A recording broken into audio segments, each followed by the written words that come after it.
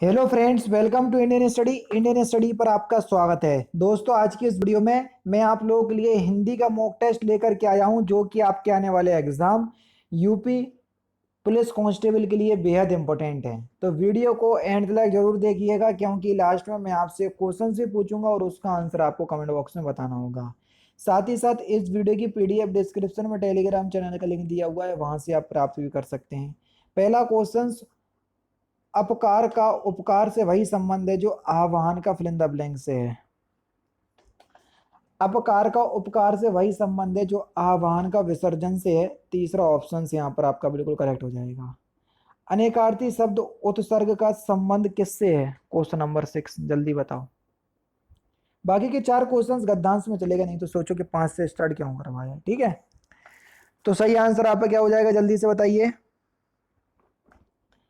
अनेकार्थी का शब्द उत्सर्ग का संबंध किससे है? दान से। चौथा ऑप्शन से यहाँ पर आपका बिल्कुल करेक्ट हो जाएगा। किस वाक्य में सकर्मक क्रिया नहीं है? क्वेश्चन नंबर 7, जल्दी बताओ। किस वाक्य में सकर्मक क्रिया नहीं है? जल्दी बताएं।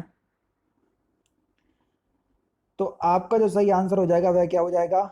मजदूर पेड़ के नीचे बहुत देर से बैठा है।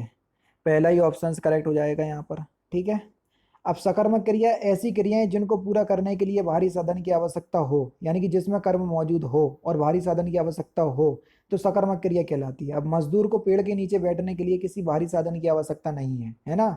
जैसे किसान हल से खेत जोत रहा है, तो हल से मतलब खेत को जोतने के लिए हल की जरूरत है, भारी साधन है, इसलिए अकर्मक क्रिया का उदाहरण है। मोहन बाजार से फल खरीद रहा है, मोहन को फल खरीदने के लिए फल की आवश्यकता है, तो भारी साधन की आवश्यकता है। 3 छात्र पुस्तकालय में पढ़ रहे हैं। अब 3 छात्र हैं, तो उनको पढ़ने के लिए पुस्तकालय की आवश्यकता है, यानी कि लाइब्रेरी की, तो भारी साधन है ना। प्राकंपित ध्वनि कौन सी है, ये आपसे पूछा है क्वेश्चन नंबर 8, जल्दी बताओ। प्राकंपित ध्वनि रा। रा जो है वो एक प्राकंपित ध्वनि का उदाहरण है। दूसरा ऑप्शन करेक्ट। दोहे के असंगत चरण, असंगत चरण का मतलब होता है पहले और तीसरे चरण में कितनी मात्राएं होती हैं। तो सही आंसर हो जाएगा सर 13 मात्राएं होती हैं। दूसरा ऑप्शन करेक्ट। उच्चारण की दृष्टि से बा किस प्रकार का शब्द है? उच्चारण की दृष्टि से बा, तो आपका सही आंसर क्या हो जाएगा? उच्चारण की दृष्टि से बा किस प्रकार का शब्द है? तो आपका जो सही आंसर हो जाएगा वह हो जाएगा आपका दंतोष्ठ है, बा, है ना। चौथा ऑप्शन करेक्ट। हाथी का पर्यायवाची शब्द कौन सा नहीं है? हाथी का पुंडरीक। पुंडरीक जो है ये कमल का पर्यायवाची शब्द है। सफेद कमल होता है उसको बोलते हैं पुंडरीक। गवैया शब्द में कौन सा प्रत्यय है? तो गवैया शब्द में अया प्रत्यय है। दूसरा ऑप्शन यहाँ पर आपका बिल्कुल करेक्ट।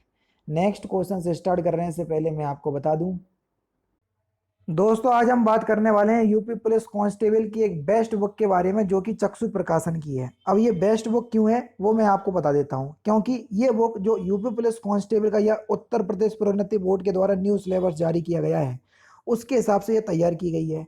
और इसमें जितने भी क्वेश्चन समाहित किए गए हैं वो अपने आप में ही वो बेहतरीन क्वेश्चन हैं। क्यों? क्योंकि भैया इन लोगों ने 5 सॉल्व पेपर दे दिए, जिससे आपको ये पता चल जाएगा कि यूपी पुलिस कांस्टेबल में कैसे क्वेश्चंस आते हैं या लास्ट ईयर में कैसे पूछे गए थे। बस उन्हीं क्वेश्चंस को ध्यान में रखते हुए, उन्हीं के इर्द गिर्द क्वेश्चंस को ध्यान में रखते हुए इस बुक को जो है वो तैयार किया गया है, जिसमें 3000 से ज्यादा ऐसे क्वेश्चंस आपको मिल जाएंगे जो यूपी पुलिस कांस्टेबल के रिगार्डिंग बहुत ही ज्यादा इंपॉर्टेंट होंगे। और फिर आप कोई भी प्रैक्टिस सेट जो कि इसमें सॉल्व पेपर दिए गए हैं, जब आप पूरे 150 तक लगा लोगे तो उसके बाद आप अपने आंसर की करेंगे। तो ऐसा तो है नहीं है आंसर की चेक करेंगे, ऐसा तो है नहीं है कि आपको पूरे 150 में से 150 आ गए होंगे। कुछ क्वेश्चंस में डाउट होगा, तो डाउट जो है देखो व्याख्या उत्तर व्याख्या सहित, तो यहाँ से आपका डाउट जो है बिल्कुल क्लियर हो जाएगा। क्योंकि पूरा आपको जो आंसर की प्रोवाइड की गई है बिल्कुल डिस्क्रिप्टिव वे में, हर एक क्वेश्चंस को समझा करके जो है वो प्रोवाइड की गई है, जो कि लिए आप लोगों के लिए बहुत ही ज़्यादा यूजफुल होगी। पूरी 150 क्वेश्चंस तक जो है वो समझाई गई है। ठीक है, तो ये एक चीज़ थी जो कि आप लोगों के लिए जो है इंपॉर्टेंट है। इसलिए ये बुक जो है वो बहुत ज़्यादा अच्छी बुक हो जाती है यूपी पुलिस कांस्टेबल की प्रिपरेशन के रिगार्डिंग। ऑफलाइन मार्केट से भी परचेज कर सकते हो, कहीं भी कोई दिक्कत नहीं होगी। और उसके बाद अगर आप परचेज करना चाहते हैं तो डिस्क्रिप्शन में लिंक है ऑनलाइन, तो आप ऑनलाइन परचेज कर सकते हो। अमेजोन फ्लिपकार्ट का लिंक आपको मिल जाएगा, जरूर से चेकआउट कीजिएगा। और जब आप तैयारी कर लो यूपी पुलिस कांस्टेबल की, तो ऐसे में आपको प्रैक्टिस की आवश्यकता होगी, तो चक्षु पब्लिकेशन प्रैक्टिस बुक भी निकालता है, जिसमें 8 सॉल्व पेपर मिल जाएंगे आपको और 10 प्रैक्टिस सेट मिल जाएंगे, जिससे आप तैयारी को और बेहतर कर सकते हैं। ठीक है, तो जरूर से चेकआउट कीजिएगा, डिस्क्रिप्शन में लिंक है। नेक्स्ट क्वेश्चन से आपका कि सुंदरी छंद में कितने वर्ण होते हैं? बढ़िया क्वेश्चन, जल्दी बताओ। सुंदरी छंद में, तो सुंदरी छंद में कितने वर्ण होते हैं? तो सही आंसर हो जाएगा आपका 25, पहला ही ऑप्शन करेक्ट हो जाएगा। ओजरी की जोरी कांदे, आनंद की सहेली बांधे, मुंड को कमंडल खपर, कियो कोरी के। इस पंक्ति में कौन सा रस है? तो सही आंसर हो जाएगा सर बीभत्स रस, पहला ही ऑप्शन यहाँ पर आपका बिल्कुल करेक्ट हो जाएगा। लाला का अनलिंग यानी कि स्त्रीलिंग शब्द क्या होगा? लाला का, तो लाला का स्त्रीलिंग शब्द हो जाएगा ललाइन। जैसे पंडित का पंडिताइन होता है, ठाकुर का ठकुराइन होता है, इसी प्रकार से लाला का ललाइन होएगा। विलोम शब्द युग्म कौन सा सही नहीं है, या विलोम शब्द युग्म कौन सा नहीं है, ये आपको बताना है। Question number 16। तो सही आंसर हो जाएगा मृषण का कोमल, गलत हो जाएगा क्योंकि ये एक दूसरे के पर्यायवाची शब्द है, ना कि विलोम युग्म। पहला ही ऑप्शन करेक्ट। ने युक्त शुद्ध वाक्य पहचानिए, यानी कि किसमें ने युक्त शुद्ध वाक्य, ये आपको बताना है। 17। मैंने चाय खुद बनाई है, मैंने चाय बनाया था, मैंने चाय बनाई है, या मैंने चाय बनाया है, तो आप खुद बता दो। मैंने चाय बनाई है, तीसरा ऑप्शन करेक्ट हो जाएगा। लघुरवी में कौन सी संधि है, ये आपसे पूछा है। Question number 18। लघुरवी में तो कौन सी संधि होगी? संधि विच्छेद करोगे तो क्या हो जाएगा? लघु प्लस में उर्मी, है ना। अब देखो छोटा ऊ और बड़ा ऊ मिलके क्या बना रहा है? बड़ा ऊ, और बड़े ऊ की मात्रा लगी है, लगी है, तो दीर्घ संधि है। और दीर्घ संधि किसका पार्ट है? स्वर संधि का, तीसरा ऑप्शन करेक्ट। परमार्थ का सही संधि विच्छेद आपको बताना है, परमार्थ का सही संधि विच्छेद। तो परम प्लस अर्थ, है ना, पहला ऑप्शन करेक्ट। अब देखो छोटा आ और छोटा आ मिलके बड़ा आ बना रहे, फिर से दीर्घ संधि है। जो पढ़ा ना जा सके वाक्यांशों के लिए एक शब्द क्या होगा? क्वेश्चन नंबर 21 देखो और फिर बताओ। जो पढ़ा ना जा सके वाक्यांशों के लिए एक शब्द क्या होगा? उसको बोलेंगे हम अपठनीय, दूसरा ऑप्शन करेक्ट। क्या बोलेंगे सर? अपठनीय, दूसरा ऑप्शन यहाँ पर आपका बिल्कुल करेक्ट हो जाएगा। निम्नलिखित वाक्यों में से अपूर्ण भूतकाल को पहचानिए। क्वेश्चन नंबर 22, जल्दी बताओ। निम्नलिखित वाक्यों में से अपूर्ण भूतकाल को पहचानना है। तो सही आंसर आपका क्या हो जाएगा सर? रामू खाना खा रहा था, पहला ही ऑप्शन यहाँ पर आपका बिल्कुल करेक्ट हो जाएगा। ठीक है, पहला ही ऑप्शन यहाँ पर आपका बिल्कुल करेक्ट होगा। निम्नलिखित में से किस कवि को ज्ञानपीठ पुरस्कार नहीं मिला? बढ़िया क्वेश्चन, जल्दी से बताएं। तो किस कवि को नहीं मिला? माखन लाल चतुर्वेदी को, दूसरा ऑप्शन करेक्ट।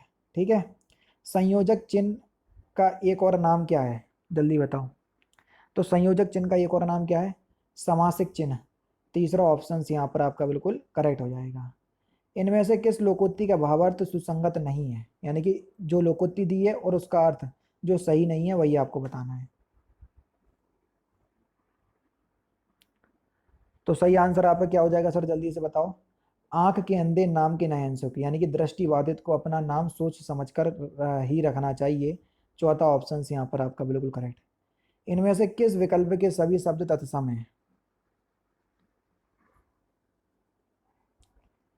तो सही आंसर हो जाएगा संकट, सटक और सहज, तीसरा ऑप्शन यहाँ पर आपका बिल्कुल करेक्ट हो जाएगा। किस वाक्य में कर्म कारक है? जल्दी बताओ, किस वाक्य में कर्म कारक है? Question number 27।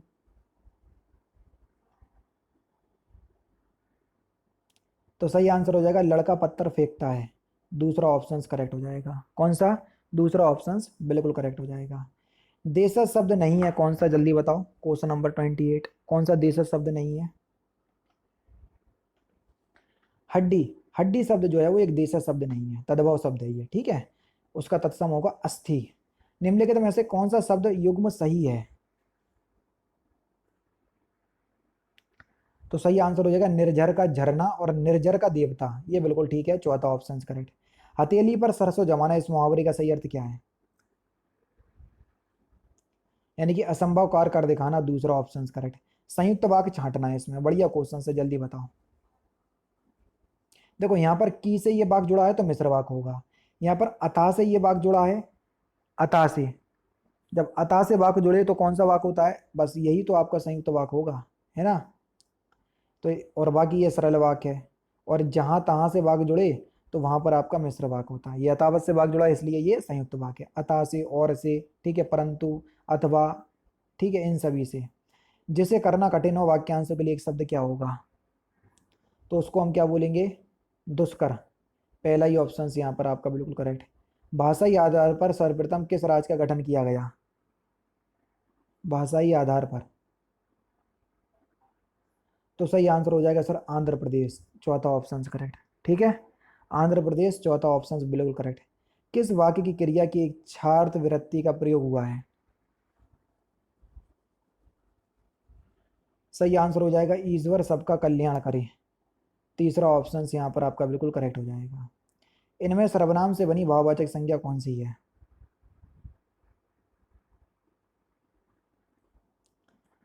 तो सही आंसर आपका क्या हो जाएगा सर, जल्दी से बताएं। इनमें सर्वनाम से बनी भाववाचक संज्ञा ममता। ममता शब्द जो है वो अ, एक भाववाचक संज्ञा है। ठीक है, दूसरा ऑप्शन यहाँ पर आपका बिल्कुल करेक्ट हो जाएगा। ठीक, नेक्स्ट क्वेश्चन की तरफ चलें। दुबला शब्द में दू क्या है? जल्दी बताओ, सिंपल सा क्वेश्चन है। दुबला शब्द में दू क्या है? तो दुबला शब्द में दू जो है वो एक उपसर्ग है। दूसरा ऑप्शन करेक्ट। ठीक है, लास्ट क्वेश्चन देख लीजिए सर। यहाँ पर पूर्वकालिक क्रिया का उदाहरण आपको बताना है कि कौन सा पूर्वकालिक क्रिया का उदाहरण है। Question number 37। अब पूर्वकालिक क्रिया जिसमें कर्ता एक काम खत्म कर दूसरे काम में लग जाता है, पूर्वकालिक क्रिया होगी। लेकिन मैं आपको पहचानने की ट्रिक बता देता हूँ, जिसमें कर और करके शब्द आपको दिख जाए वहाँ पूर्वकालिक क्रिया होगी। ये हिंट दे दी, तो आप इस क्वेश्चन को पहचान के आप बताइएगा। इसकी पीडीएफ डिस्क्रिप्शन में टेलीग्राम चैनल का लिंक है, वहाँ से आप प्राप्त कर सकते हैं। तो दोस्तों अगर आपको वीडियो पसंद आए तो प्लीज़ दोस्तों वीडियो को लाइक कीजिए, शेयर कीजिए। मिलते हैं फिर नेक्स्ट क्लास में, नेक्स्ट सेशन में। जय हिंद, जय भारत।